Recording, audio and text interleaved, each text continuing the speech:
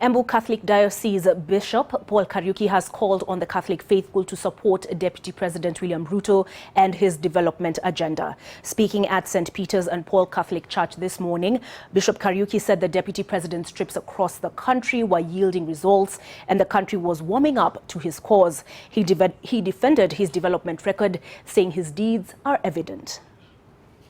Waone ile kazi anayoifanya kusema hii barabara itengenezwe, tuwekewe maji hapa. Nyuki anafanya kazi, inji anasema nyuki anatangata, Deputy President rea kutangatanga, hakuna shinda. Tangatanga ukifanya kazi ya Mungu, ukifanyia watu kazi vizuri, wacha 2022 itafika. Hiyo mnasema kieleweke itafika. Mtaweza kuelewa Mungu jua.